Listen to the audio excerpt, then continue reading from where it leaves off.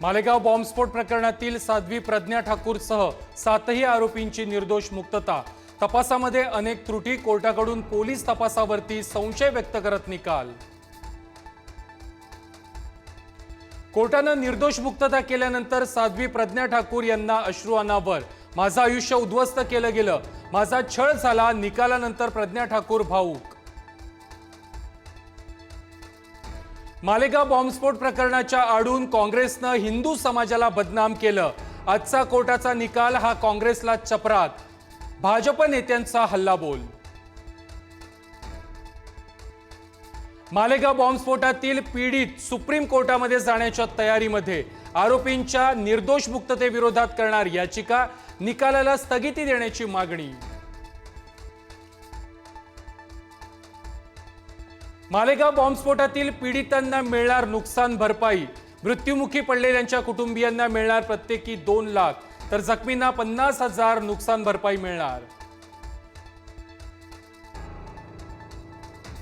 साध्वी प्रज्ञा ठाकूरसह 7 आरोपींच्या निर्दोष मुक्ततेनंतर हिंदू संघटनांचा जल्लोष। मालेगावमध्ये पेढे वाटून आनंद व्यक्त, तर पुण्यामध्ये लेफ्टनंट कर्नल प्रसाद पुरोहित यांच्या घरासमोर जल्लोष।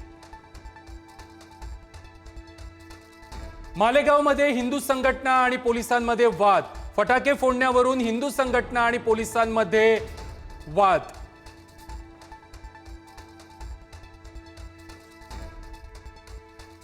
ठाण्यामध्ये ठाकरेंची शिवसेना आणि शिंदेंच्या शिवसेनेमध्ये राडा। बॅनरबाजीवरून दोन्ही शिवसेना आमने सामने।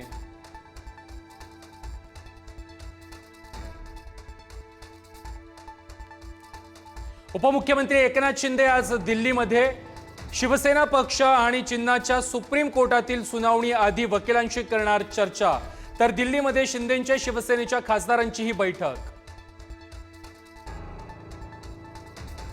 उद्धव ठाकरे 6 ऑगस्टला दिल्ली दौऱ्यावर, इंडिया आघाडीच्या नेत्यांची घेणार भेट।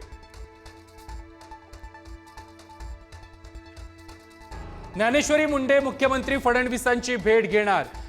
महादेव मुंडे हत्या प्रकरणातील आरोपींवरती कारवाई करण्याची करणार मागणी।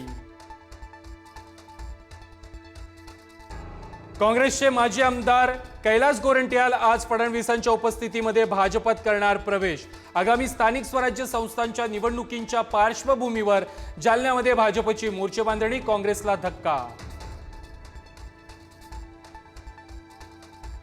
माझ्यावरील आरोप सिद्ध न झाल्यानं मला पुन्हा एकदा मंत्रिमंडळात संधी द्यावी। धनंजय मुंडे यांची मुख्यमंत्री देवेंद्र फडणवीसांसोबत चर्चा।